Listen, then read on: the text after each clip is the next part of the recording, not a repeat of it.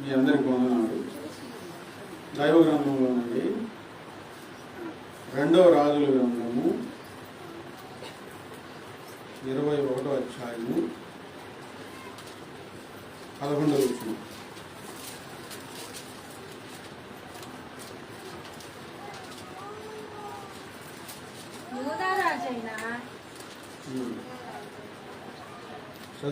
యూదారాజైన మనష్షయి హేయమైన కార్యములు చేసి తనకు ముందున్న అమోరీయులను మించిన చెడుతనతను కనబరిచి తాను పెట్టుకున్న విగ్రహముల వలన యూదా వారు పాపములు చేయుటకు కారకుడాయను. ఒక రాజు గురించి ఇక్కడ రాశారు. మనష్షే హేయమైన కార్యములు చేసి తనకు ముందున్న అమోరీయులను మించిన చెడుతనము కనబరిచి తాను పెట్టుకున్న విగ్రహముల వలన యూదావారు పాపం చేయుటకు కారకుడాయను. ఒక మనిషి గురించి ఇక్కడ రాశారు. దైవ గ్రంథంలో భక్తులైన వారి గురించి, మంచి భక్తి చేసిన వారి గురించి, చెడ్డ భక్తి చేసిన వారి గురించి రాయబడింది.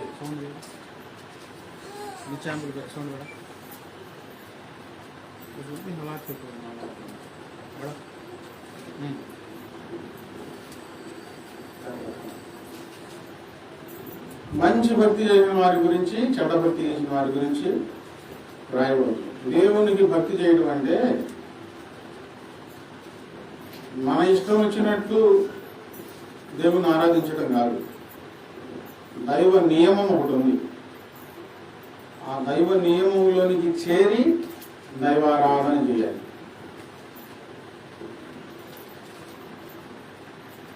అది దేవునికి ఇష్టం. మనష్షే రాజు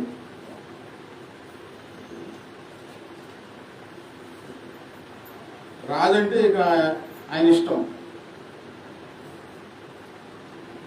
చిన్నవాళ్ళు ఏది చెప్పినా ప్రపంచం ఆలకించవు. పెద్దవాళ్ళు ఏది చెప్పినా త్వరగా తీసుకోవడానికి ప్రయత్నం చేస్తుంది ఈ లోక ప్రపంచం.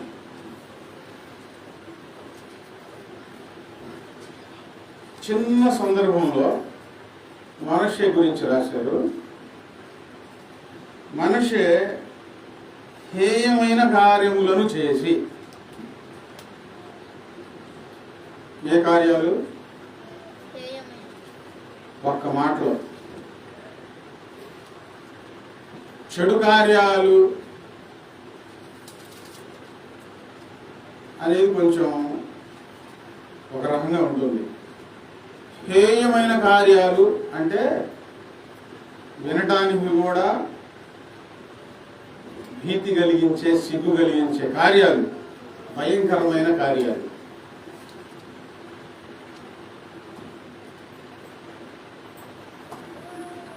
ఆయన చేశాడు. హేయమైన కార్యాలు చేసి తనకు ముందున్న అమోరీయులను మించిన చెడుతనము కనబరిచి, తనకు ముందున్న అమోరీయులు అంటే ఆ దేశంలో ఇంతకుముందు అమోరీయులు అనే ఒక జాతి ఉండేది. వారు చెడుతనం చేశారు. దేవుడు వాళ్ళను తొలగించి ఇశ్రాయేలీయుల ప్రజలకు అవకాశం ఇచ్చాడు. ఈ దేశంలో మీరు ఉండండి, వారు చేసినట్లు మీరు చేయబాకండి, మంచి కార్యాలు జరిగించండి, నా దృష్టికి అనుకూలమైన వాటిని మీరు చేయండి అని దేవుడు చెప్తే, ఆ దేశంలో ఉన్నవారి కంటే మించిన చెడుతనం ఆయన. చాలా అసహ్యమైన కార్యాలు, వాళ్ళకంటే మించిన చెడుతనం జరిగించి తనకు ముందున్న అమోరీయులను మించిన చెడు నడత కనబరిచి తాను పెట్టుకున్న విగ్రహముల వలన యూదావారు పాపం చేయుటకు కారకుడాయను. ఒక దేశంలో ఒక రాజు ఏదైతే చేయడం మొదలు పెడతాడో ప్రజలు కూడా అదే చేస్తారు. అలా చేయాలని రాజులు కూడా బలవంతం చేస్తారు. ఇప్పటి కాలం కాదు, అప్పటి కాలం. వాళ్ళకి నచ్చింది చేయకపోతే చంపేస్తారు. ఈ మనిషి జీవితం ఏంటంటే చెడు నడత, హేయమైన కార్యాలు. పుట్టుకతోనే చెడ్డ స్వభావంతో పుట్టేవాళ్ళు ఉంటారు. ఎంత మంచి చెప్పినా వాళ్ళు మారలేదు. మార్పు రాదు ఇక, అంతే. పుట్టుకతో వచ్చిన స్వభావం. పుట్టుకతోనే మంచి స్వభావంతో ఉంటారు. ఎంత చెరపాలన్నా వాళ్ళు చెడిపోరు. వారి జీవితాన్ని మంచి దారిలో వాళ్ళు మంచి ఘాట్లో పెట్టుకొని ముందుకు సాగిపోతూ ఉంటారు. చెడు వైపు కన్నెత్తి కూడా చూడడం. మనిషి ఎవరు? దేవుని గురించి తెలియని వ్యక్తే కాదు. దేవుని గురించి తెలుసు, ఎలాగూ జీవించాలి అని దేవుని ధర్మశాస్త్రం గురించి కూడా తెలుసు. దేవుని ధర్మశాస్త్రం ఉంది, ఎలాగ జీవించాలో తెలుసు. ఈయన మనసు దేని వైపు ఆకర్షించిందంటే చెడుతనం వైపు ఆకర్షించిందండి. మంచి కార్యాలు చేయడానికి ఇష్టపడాలి. చెడుతనంలో ఏముంది? భౌతికంగా తాత్కాలికంగా సుఖభోగాలు ఉన్నాయి. అసహ్యమైన కార్యాలు,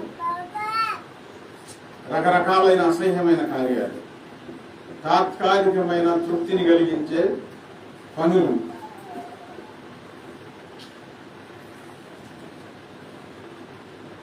తెలియకపోతే ఎలా జీవించాలో తెలియకపోతే, చెప్పకపోతే, ఎవరు నేర్పించకపోతే తెలియదులే అనుకోవచ్చు. తెలుసుగా, మోషే ద్వారా ధర్మశాస్త్రం పొందుకొని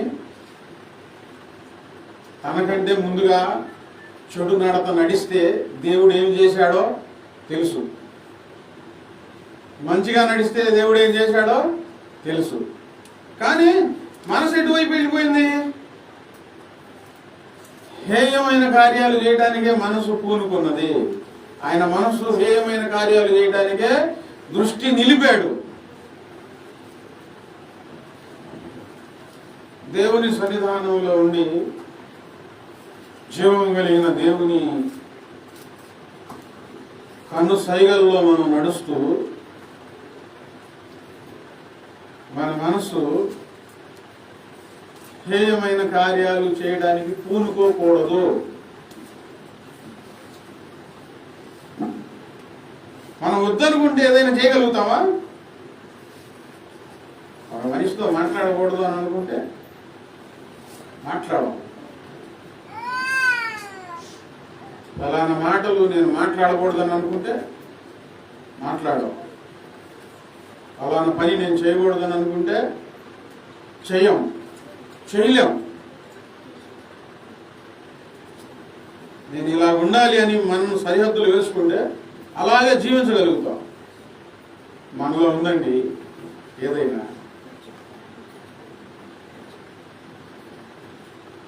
కానీ మనిషికి సంగతులన్నీ తెలిసి కూడా తను ఏం చేయడానికి ఇష్టపడ్డాడంటే హేయమైన కార్యాలు చేయడానికే పూనుకున్నాడు. ఎంత చేశాడంటే ఇంతకు ముందు చేసిన వాళ్ళకంటే ఎక్కువ చెడు నడత నడిచాడంట. నువ్వు 50 సినిమాలు చూసావా? నేను 500 సినిమాలు చూసాను అన్నట్లుగా. నువ్వు అంతమందితో అయితే ఈయనేమో నీకంటే ఎక్కువ నేను అన్నట్లుగా.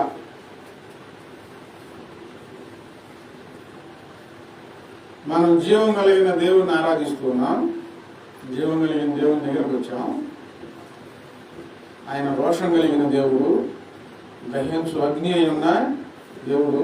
కనికరా సంపన్నులు తప్పు చేస్తే విడిచిపెట్టరు, మంచి చేస్తే మీరు చెప్పండి మరచిపోడు, మేలు చేస్తాడు. తప్పు చేస్తే శిక్షిస్తాడు. ఆ దేవుని దగ్గర ఉన్నాం. తెలియకపోతే చేస్తా ఉంటే వీళ్ళు ఎప్పుడు తెలుసుకుంటారో అని ఇరుగు పొరుగైనా బాధపడతారు, కుటుంబంలో అయినా బాధపడతారు. వీళ్ళ జీవితం బాగుపడితే బాగుందని అనుకుంటారు. తెలిసి తెలిసి తప్పు చేస్తా ఉంటే అసహ్యం వచ్చిందండి.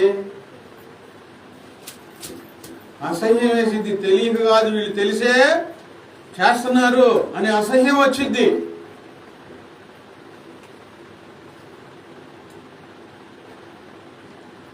మనం ఎన్నో సందేశాలు వింటున్నాం దేవుని ద్వారా. మన జీవితాన్ని ఒక అత్యున్నతమైన స్థానానికి నడిపించే మార్గం, దారి చూపించే దేవుని వాక్యాలు ఈ గ్రంథంలో ఉన్నాయి. ఎన్నో ఉన్నాయి, అవసరమైనవన్నీ ఎన్నో ఉన్నాయి.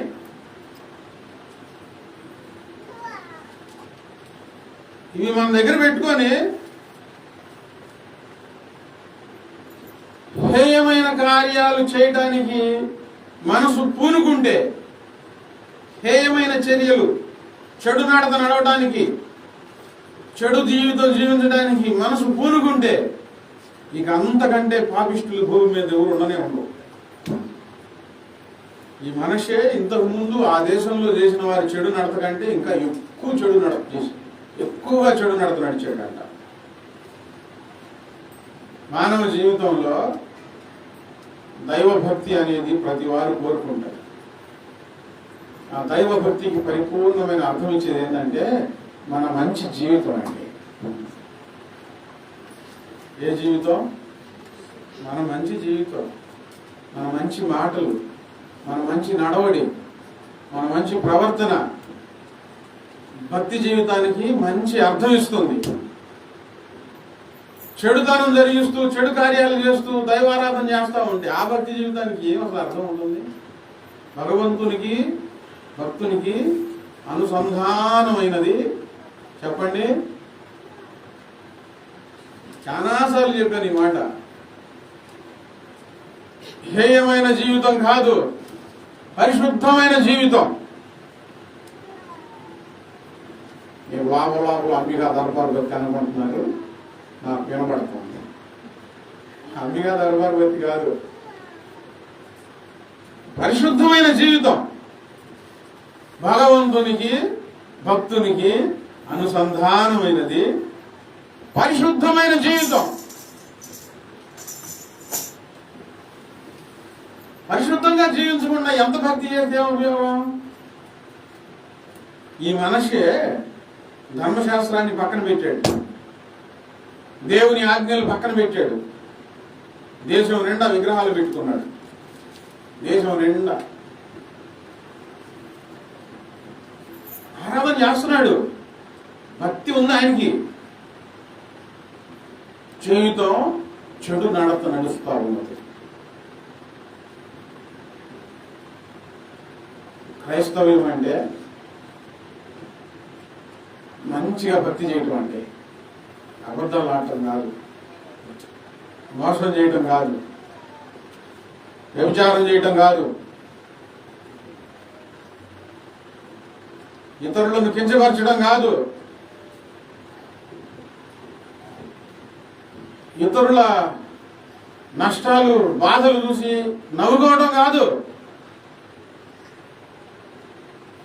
పొరుగు వారి క్షేమం కోరుకోవటం, మనం బాగుండటం, ఇతరులను బాగు చేయటం. ఈ రాజుగారు పాపం చేస్తూ ఉంటే ఆ దేశంలో ఉన్న ప్రజలందరూ కూడా పాపం చేయడానికి ఈయన కారకుడు అయ్యాడంట. ఎవరు ఎవరు చెప్పాను కా పేరు? రాజుగారి పేరేంది? మనష్షే. ఆయన పాపం చేశాడు, ఇంతకు ముందున్న వారికంటే ఎక్కువగా పాపం చేశాడు. మళ్ళీ భక్తి కార్యక్రమాలు కూడా జరుగుతూ ఉన్నాయి. పాపంలో ఉండి, భయంకరమైన పాపంలో ఉండి భక్తి కార్యక్రమాలు చేస్తూ ఉన్నాడు. దేవుని దగ్గరికి మాత్రం రావటంలా. దేవుని దగ్గరికి వస్తే ఈయన ఏం చెప్తున్నాడు? పరిశుద్ధంగా ఉండి నన్ను ఆరాధించాలి. ఈ దేవుని పక్కన పెట్టి వేసేసి ఆయనకి ఇష్టం వచ్చిన దైవారాధనలు చేసుకుంటూ భయంకరమైన హేయమైన కార్యాలు జరిగిస్తూ ఉన్నాడు. ఆ దేశంలో ప్రజలందరూ పాపం చేయడానికి కారకుడు అయ్యాడు. ఇప్పుడు ఈరోజు పాఠం ఏంటంటే, నువ్వు దేవుని దగ్గరికి వస్తున్నావు కదా, ఎవరి మనస్సు వాళ్ళ స్వాధీనం. నువ్వు మనసు దేవునికి అప్పచెప్తే దైవ నియమంలో ఆ మనసు నడుస్తుంది. నీ మనస్సును లోకానికి అప్పచెప్పావనుకో, లోక నియమంలో ఈ మనస్సు నడుస్తుంది. మీ కుటుంబానికి, మీ ఇంటికి పెద్ద ఎవరు చెప్పండి? ఎవరు పెత్తనం నడుస్తుందో నాకు తెలియదులే. విశ్వాసులుగా చెప్తా ఉన్నాను. క్రైస్తవులంగా దేవుని వాక్య నియమం ప్రకారం అందరికీ ఒకరికొకరు లోబడి ఉన్నారు. తలకాయ అనేది ఒకటి ఉంది, ఆ తలకాయకి మిగతా లోబడి ఉన్నారు. కుటుంబానికి సరే నువ్వు పెత్తనం సాగిస్తున్నావు, నీ నడవడికలో, నీ నడిపింపులో నువ్వు ఎలాగుంటే నీ కుటుంబం కూడా అలా నడుస్తుంది. దైవ నియమంలో నీ కుటుంబాన్ని నడిపించుకుంటున్నావా? దేవుని దగ్గరికి వస్తూ నీకు ఇష్టమైన ఆరాధన జరిగించుకుంటూ పాప నియమంలో నీ కుటుంబాన్ని నడిపించుకుంటున్నావా? నువ్వు మొదలు పెట్టావనుకో, తలకాయ నువ్వు, ఆడవాళ్ళు కానీ మగవాళ్ళు కానీ ఎవరు. నువ్వు మొదలు పెట్టావనుకో, నీ తర్వాత నీ ఇంట్లో వాళ్ళు కూడా మొదలు పెడతారు. వాళ్ళు అదే చేస్తారు. నువ్వు నేర్పించావనుకో మంచి పద్ధతి, వాళ్ళు మంచి పద్ధతి నేర్చుకుంటారు. యేసయ్య రక్తంలో కడగబడిన పిల్లలంగా ఆయన శరీరంలో, ఆయన రక్తంలో పాలిభాగం అవుతూ దేవుని సన్నిధానంలో ఉండి హేయమైన పనులు ఏదైనా మీ జీవితంలో ఉంటే మీరు దేవుని పిల్లలు ఎన్నడూ కానే. ఇంకోటి ఏంటంటే, మీ వల్ల మీ కుటుంబంలో వాళ్ళు కూడా పాపం చేయడానికి కారణం ఎవరవుతారంటే మీరు అవుతారు. చెప్పండి, ఎవరు? ఎవరు? మీరు.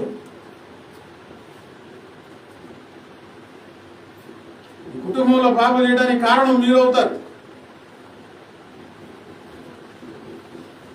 తెలియకపోతే దేవుడు క్షమిస్తాడు, మనుషులు క్షమిస్తారు. వాక్యాలు వింటూ ఇలా జీవించాలని తెలిసి మనసు నిబ్బరం చేసుకొని నువ్వు హేయమైన దారిలో నడుస్తూ ఉన్నావంటే దేవుడు క్షమించడు.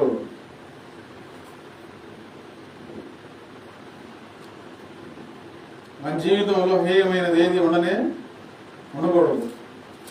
మాటలైనా, చూపులైనా, ప్రవర్తనైనా, జీవితం అంతా ఎలా ఉండాలంటే పరిశుద్ధంగా ఉండి దేవుడిని ఆరాధించాలండి. పాస్టర్ గారు, నేను చేశాను కాబట్టి ఇంట్లో చేయడానికి కారణం ఏంది?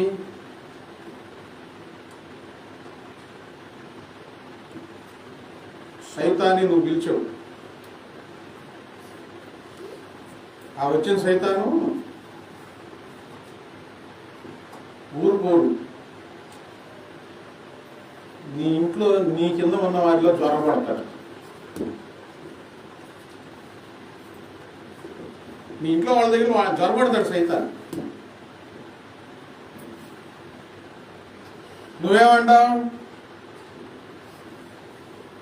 మీరు అట్లా చేయబాకండి, ఇట్లా చేయబాకండి అని అంటావు. వాడు వినరు.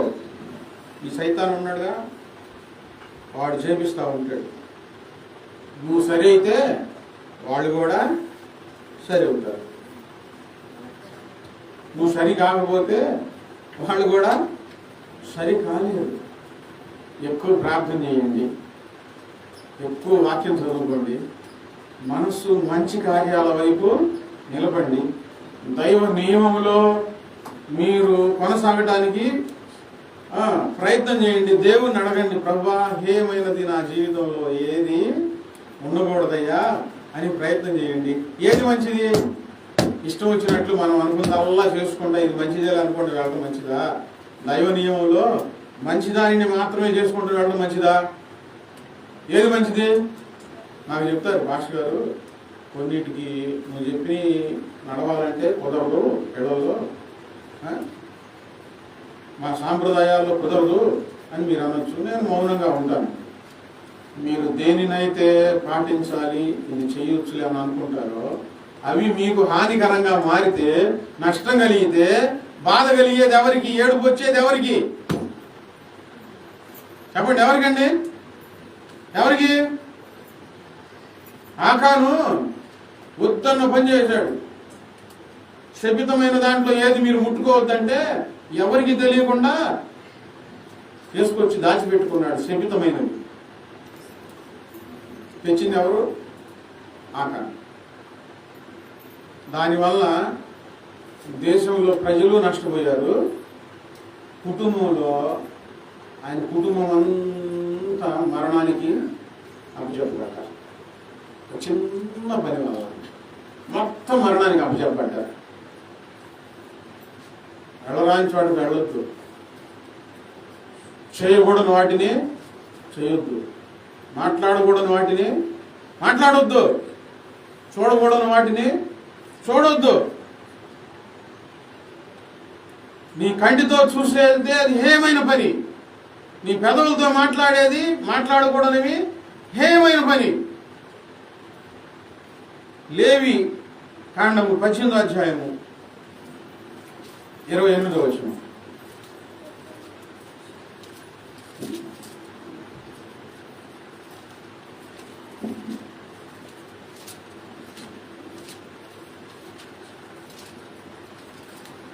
లేవి కాండం 18వ అధ్యాయము 28వ వచనం. నేను తీసేసా, వచ్చింది దేవుడు స్తోత్రం, అలా తీయగానే వచ్చింది. కాబట్టి ఆ దేశం మీకంటే ముందుగానున్న ప్రజలను వెళ్ళగక్కి వేసిన ప్రకారము మీ అపవిత్రతను బట్టి మిమ్మల్ని వెళ్ళగక్కి వేయకున్నట్లు మీరు, అనగా స్వదేశీయే గాని మీలో నివసించు పరదేశీయే గాని, ఈ హేయ క్రియలన్నింటిలో దేనిని చేయక, హేయమైన క్రియలన్నింటిలో దేనిని చేయక ఈ నా కట్టడలను నా విధులను ఆచరింపవలెను. నేను చేస్తాను, మాకు తప్పదు, కుదరదు అన్నట్టు దేవుడు ఊరుకోడు. నష్టం కలిగితే ఏడ్చేది నువ్వే. ఉంటే అటన్నా ముందు అపవిత్రమైన పనులు చేసుకుంటా, నీకు ఇష్టారాధన చేసుకుంటా, అలా అటన్నా ఉండు. లేదు పూర్తిగా ఇటు రావాలని అని అనుకున్నావు అనుకో, పూర్తిగా అటు మానేసేసేసి దైవ నియమంలోనికి రా. ఇక్కడ చేయవలసింది ఏంటంటే దేవుని కట్టడలు విధులు మాత్రమే ఆచరించాలి. దేవుని సన్నిధానంలో దేవుని కట్టడలు దేవుని విధులను మాత్రమే ఆచరించాలి. దినవృత్తాంతాల గ్రంథం 34-33. దినవృత్తాంతాల మొదటి గ్రంథం 2వ గ్రంథం 34వ అధ్యాయము 33వ వచనం.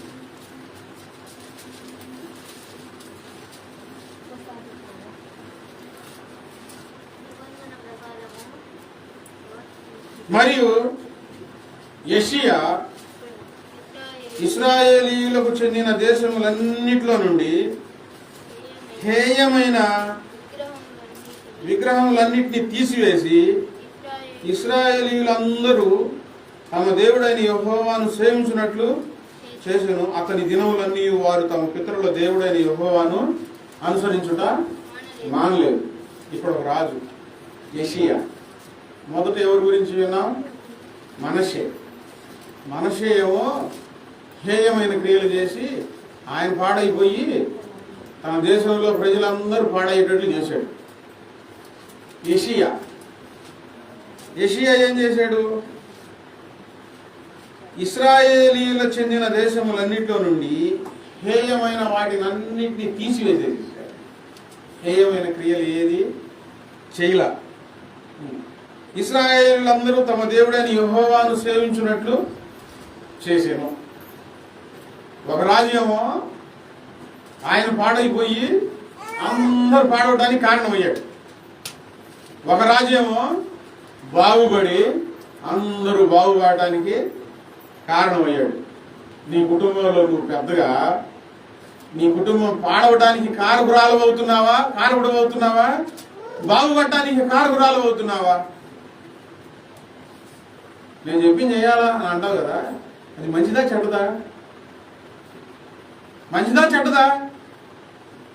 వినండి సందర్భం. వర్షం కురుస్తుంది, ఇంత ఉంటాం. అప్పుడు వర్షంలో రాళ్ళు ఉంటాయి, కొంచెం బంగారం కలర్లో ఉంటాయి. దానికి తక్కువగా పసుపు రంగుగా కొంచెం పసుపుగా ఎరుపెరుపుగా రాళ్ళు ఉంటాయి. ఆ రాళ్లతో ఆడుకుంటా ఉన్నాం. వినండి, రాళ్లతో ఆడుకుంటా అరే నాకు ఈ రాయి దొరికిందిరా అని చెప్పి ఒక రాయి తీసుకొచ్చు. వీళ్ళు దొరికిందా, మాకు దొరకదా అని అటు ఇటు ఎదిగి ఒకటి వెళ్ళి అక్కడ గుండ్రంగా ఉంది ఒకటి వెళ్ళి దాన్ని పట్టుకున్నాడు. పసుపుగా ఏరాలుగా వర్షంలో అటు పట్టుకున్నాడండి. అది పట్టుకుంటే రాయి గట్టిగా ఉండేది కదా, ముద్దయిపోయింది. ఈ వేళ సందుల నుంచి బయటకు వచ్చింది, కంపు కొట్టింది. అది రాయి కాదు, మనిషి మలం. రాయి అనుకుని దేన్ని పట్టుకున్నాడు? మనిషి మలం పట్టుకున్నాడు. నువ్వు చేసేది మంచిదా చెడ్డదా అమ్మా? మంచిదండి, దైవ నియమమేనా? దేవుడు చెప్పాడు అలాగా. ఒక రాజు అజ్ఞాని అయ్యి తాను చెడిపోయి ప్రజలందరినీ చెడగొట్టాడు. ఒక రాజు జ్ఞానంతో తాను బాగుపడి ప్రజలందరినీ దేవుని వైపు మళ్లించాడు. నీ కుటుంబాన్ని ఎటు తీసుకెళ్తున్నావు నువ్వు?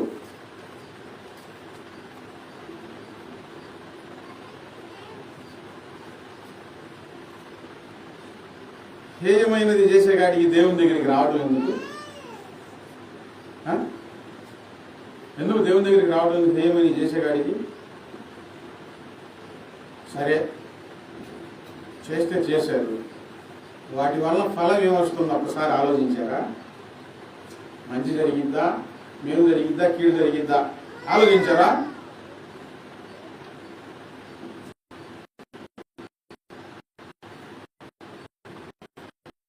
ఎంత కీడో తెలుసా?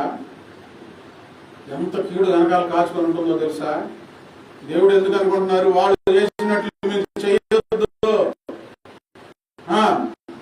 ఎందుకు చెప్పారనుకుంటున్నారు? మీకు బాధ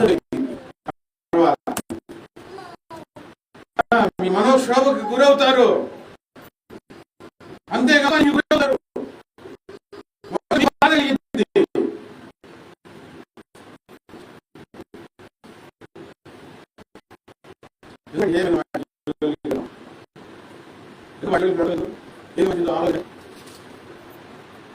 ఈ హేయ క్రియలన్నింటిలో దేనిని చేయక ఈ నా కట్టడలను విధులను మీరు ఆచరించాలి.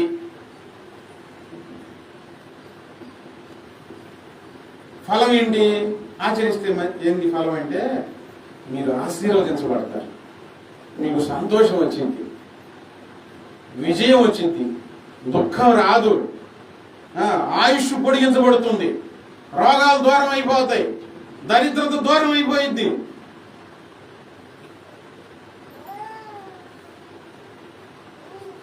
మరలా ఈరోజు జీవితాన్ని బాగా పరీక్షించుకోండి. నేను మంచిది అనుకొని నేను చేస్తున్నది మంచిదా చెడ్డదా? ఒకసారి పరీక్షించుకోండి. ఇక్కడ ఈ భూమి దగ్గర బాగా ప్రార్థనలు చేసుకుని అన్ని గురించి ప్రార్థనలు చేసుకుని దేవుడు సన్నిధితో ప్రార్థన చేస్తే ఆయన దాటిపోయి సహాయం చేస్తాడు. ఈరోజు ఒక సాక్షి చెప్పింది కదా, కడుపులో కూర్చున్నాడ. జాగ్రత్త వినండి అమ్మా, నేను ఊరికి ఏది చెప్పను, నా లాభం కోసం అస్సలు చెప్పను.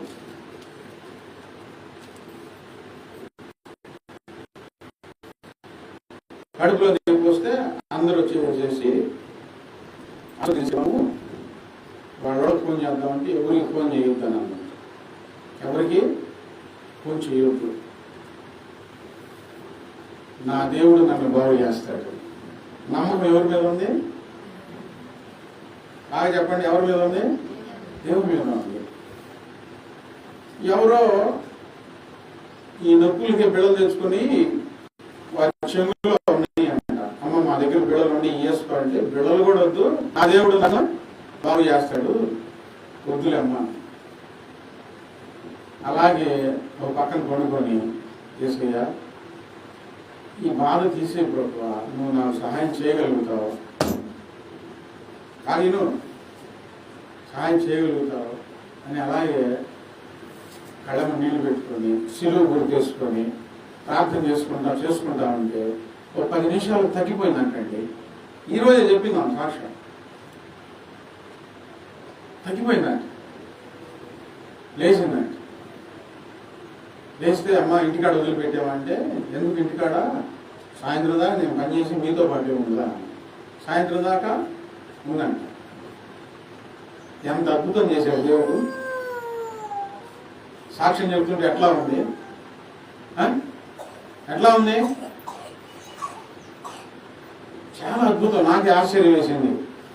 ఏ చోట ప్రార్థన చేసినా, ఏ స్థలంలో ఉండి ప్రార్థన చేసినా, ఏ స్థితిలో ప్రార్థన చేసినా, ప్రార్థన ఆలోచించి బాగు చేసిన దేవుడు ఆయన.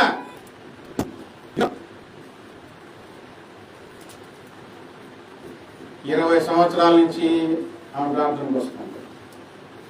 ఎన్ని సంవత్సరాలు? 20 సంవత్సరాల నుంచి వస్తుంది. చాలా మేలు ఇలాంటివి ఉన్నాయి ఆమె జీవితంలో చేసినవి.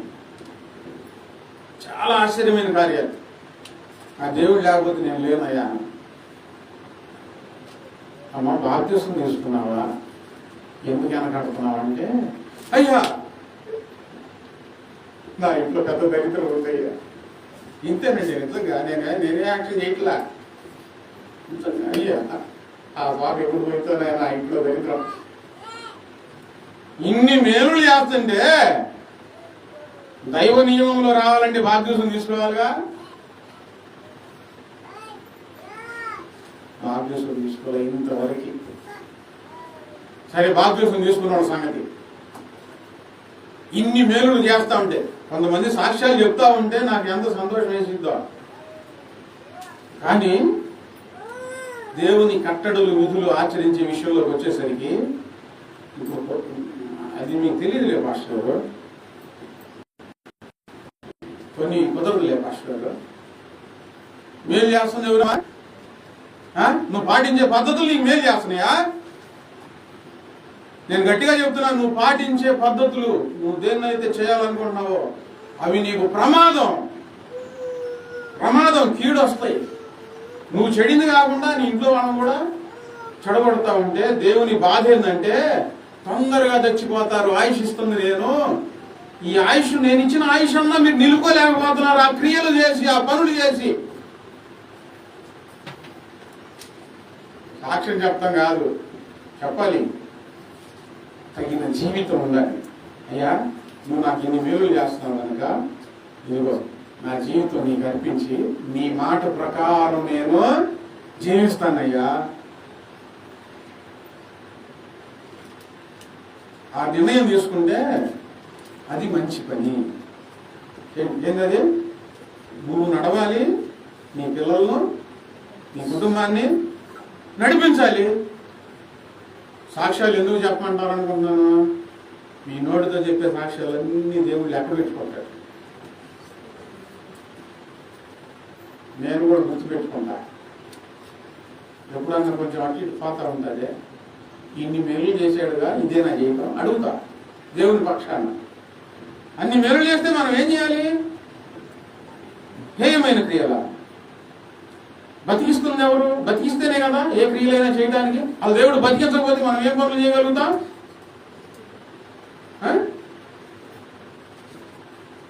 ఏ ఒక్క అవయవం ఆగిపోయినా ఈ బండి చక్రం ముందుకు నడవలేదు, బండి ముందుకు పోలేదు. ఈ అవయవాలన్నింటినీ పరిపాలిస్తున్నది యేసుదేవుడు. అవయవాలన్నింటికి ఆరోగ్యం కలగజేసి మనం చక్కగా ఉండడానికి ఆజ్ఞ జారీ చేస్తుంది ఆయనండి. ఆయన ఆజ్ఞ లేకపోతే ఆరోగ్యంగా కూడా మనము ఉండలేము. నేను ప్రార్థన చేసుకోవాలి, దేవుడు నాకు ఇంత సహాయం చేశాడు అని అతిశయంతో చెప్పుకున్న ఆ జీవితం ప్రభువా ఇదిగో నా ప్రాణమాత్మ శరీరం అంకితం నీకే ప్రభు, అంకితం నీకే ప్రభు. నా ప్రాణమాత్మ శరీరం అంకితం నీకే ప్రభు, అంకితం నీకే ప్రభు. తీర్మానం నిజంగా మన నోట నుంచి రావాలి. ప్రభువా మేలులు చేస్తుంది నువ్వయ్యా, మంచి జీవితం నేను జీవించాలి అయ్యా. నీకు ఆయాసకరమైన ఏది నాలో ఉండకూడదు ప్రభువా అని ప్రార్థన చేసుకొని దేవునికి అంకితం అవ్వాలి. మంచి పనులు చేయాలి, మంచిగా జీవించడానికి పోరాడాలి. హేయమైన పనులు నాశనానికి దారి తీస్తాయి. దైవ నియమంలో లేకుండా నీ సొంతంగా ఆలోచించుకొని మనుషులు పెట్టిన పద్ధతులు కట్టడలు ఆచరిస్తాను, నువ్వు చెప్పేది నువ్వు చెప్పుకో, నేను చేసేది నేను చేసుకుంటానంటే దానివల్ల కీడు ప్రమాదం జరిగితే నువ్వు బాధపడాలి, మేము బాధపడాలి. నేను చెప్పిన మాటల ప్రకారం జీవిస్తే, దేవుడు చెప్పిన మాటల ప్రకారం జీవిస్తే మనం బ్రతికి ఉన్నంత కాలం కీడు మన దరి చేరనే చేరదు.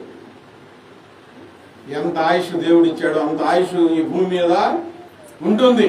ఇర్మియా గ్రంథంలో 8వ అధ్యాయం 12వ వచనం.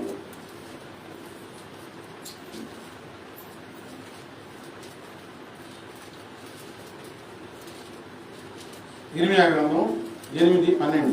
వారు పలుకువాడు తాము హేయమైన క్రియలు చేయుచున్నందున సిగ్గుపడవలసి వచ్చును గాని వారే మాత్రము సిగ్గుపడవు. తాము హేయమైన క్రియలు చేయుచున్నందున సిగ్గుపడవలసి వచ్చును గాని ఏ మాత్రము సిగ్గుపడరు. చేసిందేమో పాడు పని, చెప్పుకునేదేమో గొప్పగా. పాడు పనులు చేసి, దేవునికి విరోధకరమైన పనులు చేసి, నేను అట్లా చేశాను ఇట్లా చేశాను, చేసిన పనులు బట్టి సిగ్గుపడాలి.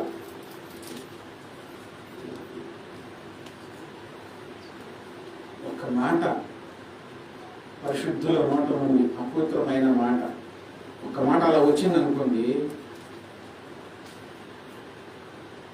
నిజంగా దైవాత్మ కలిగిన వారైతే అయ్యో ఈ మాట నా నోట నుండి వచ్చిందేంటి, నేను ఇలా ప్రవర్తించానేంటి, బాధపడతారండి, సిగ్గుపడతారు. ఇలా మాట్లాడకూడదు, అయ్యో ఇలా నేను చేయకూడదే అని దేవుని దగ్గరికి వెళ్ళి ఏడ్చుకొని ప్రార్థన చేసుకుంటారు. ఏందంట, నేనేం చేశాను, ఏం మాట్లాడాను, తప్పు అయ్యింది అంటే హేయమైన క్రియలు చేసి సిగ్గుపడాల్సింది పోయి ఏం చేస్తున్నారు, ఏ మాత్రము సిగ్గుపడరు, ఏ మాత్రము సిగ్గుపడరు, అతిశయపడుతూ ఉంటారు. ఇంకా పక్కన వాళ్ళకి నేర్పిస్తారు. నేను అటు చేసేలే కానీ పాస్ గారికి చెప్పకుండా అడిగి ఏం కాదు, మళ్ళీ ఇంకొకటి నేర్పిస్తారు వీళ్ళు చేసింది కాకుండా. హేయమైన క్రియలను బట్టి మన జీవితం పశ్చాత్తాపడాలంటే నిజంగా దైవాత్మ కలిగిన వారు ఒక చూపు జారినా, మాట జారినా, అనగాని మాట నోట నుండి ఏదైనా వచ్చినా ఏం కలుగుతుంది? ఏం కలుగుతుంది? బాధ. ఇంకో విషయం చెప్తున్నాను వినండి. మీరు సరదాగా మాట్లాడిన మాటలు ఏమున్నదిలే అనుకొని మాట్లాడిన నవ్వులాటలు ఎంత దూరం చేస్తాయో తెలుసా? ఎంత దూరం చేస్తాయో తెలుసా? వాటి ఫలం ఎలా ఉండిద్దో తెలుసా? చాలా చేదుగా ఉండిద్ది, చాలా చేదుగా ఉండిద్ది. ఏముందిలే అనుకుంటే దాని ఫలమే నువ్వు పొందాలి. సరదాగా గడిపిన క్షణాలు, నవ్వులాటలతో బ్రతికిన బ్రతుకు పెద్ద చేటు తెచ్చిపెట్టింది నెత్తి మీదకి. నేను 2-3 సార్లు చెప్పా ఓ విషయం. ఒక ఆఫీసులో పనిచేస్తా సొంత తమ్ముళ్ళ చూసుకుంది.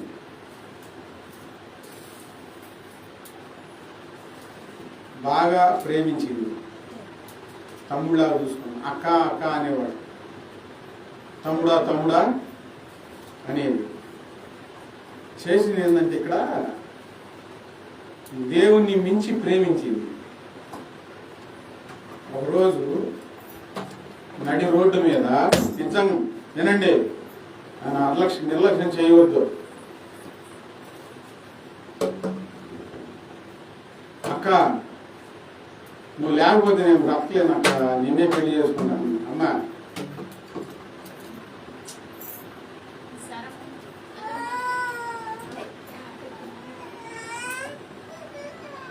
మా డబ్బా ఇచ్చాను.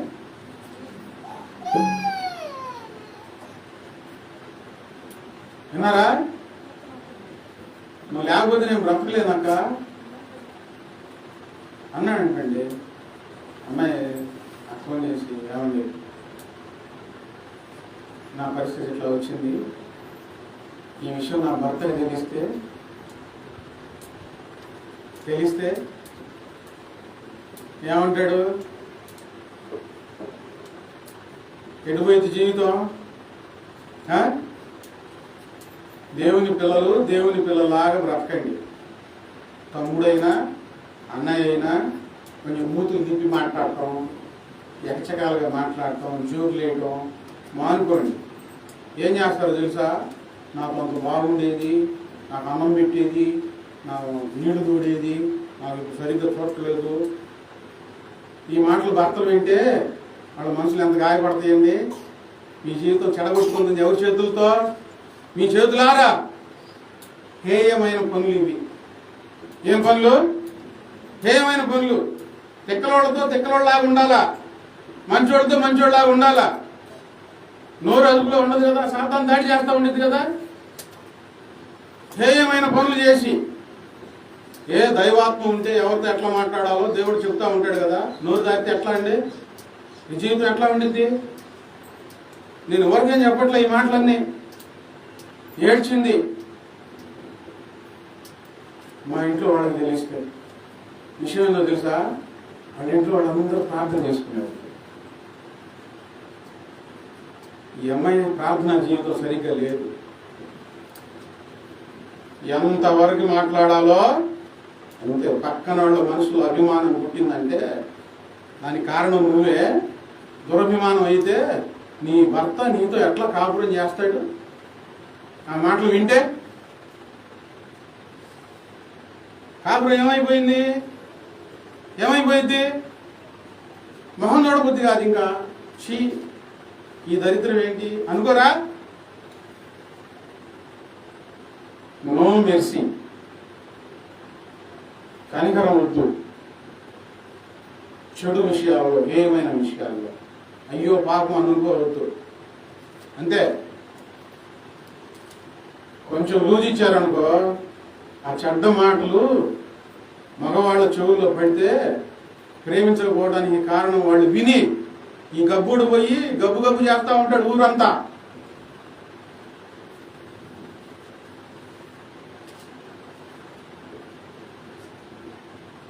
సమాధానం లేకపోవడానికి కారణం అదే. గృహాల్లో ప్రార్థనకి వెళ్తున్నారు, కొట్టుకుంటున్నారు, తిట్టుకుంటున్నారంటే అట్లాంటి మాటలంటే భర్తలు కోపం రాదా? చెప్పరు. కోపం వచ్చినప్పుడు కొడతారు, చెప్పరు. చాలా దేవుడు కూడా అసహించుకునే స్థితి. అందుకని ప్రేమ లేదు, దోమ లేదు. కొన్ని విషయాల్లో ఎడంగా పెట్టేయడమే. అర్థమైందా? చాలా చాలా జాగ్రత్తగా ఉండాలి దేవుడు. హేయమైన క్రియలు చేసి తాము సిగ్గుపడవలసినది పోయి అతిశయిస్తున్నారంట. ఒక్క మాట మాట జారితే అంత పశ్చాత్తాపం. అనుమానిస్తున్నావు నన్ను, ఏమైంది అట్లా మాట్లాడితే అంటే నీ జీవితానికే చేయటమ్మా. వద్దు. వాక్యం బాగా చదువుకోండి. దురభిమాన పాపము. ఏ పాపం? దురభిమాన పాపం మానండి. మీరు చేయవలసింది మీరు చేయండి. మీ ఇంట్లో మగవాళ్ళు చేయవలసింది వారి చేత చేయించండి. మీరు తలలు దోర్చొద్దు. ప్రేమ లేదు, దామ లేదు.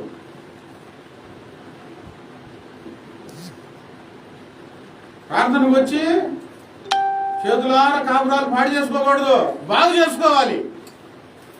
కారణం ఏంటంటే లక్ష్య పెట్టకపోవటం, మనసు పెట్టకపోవటం.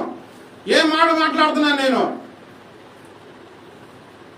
దేవుని సన్నిధిలో నిలిచి దైవ సాక్షిగా ధైర్యంగానే మాట్లాడుతా ఉన్నాను. దేవుని పక్షంగా నువ్వు మాట్లాడింది తప్పు, అంతే.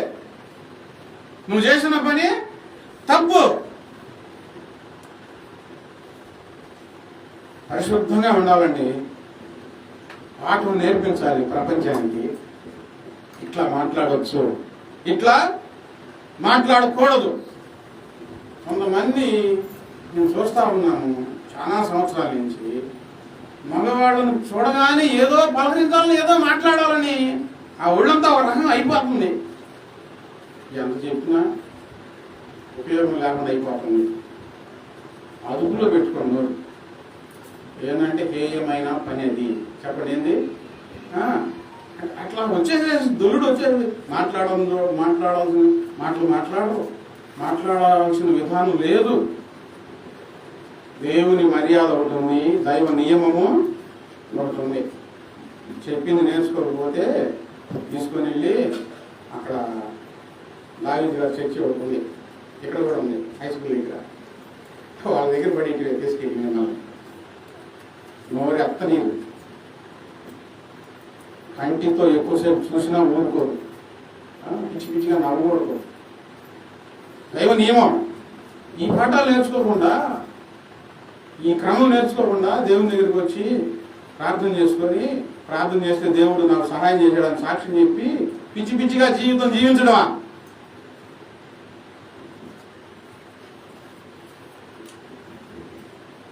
మోహరించండి, ప్రార్థన చేసుకుని.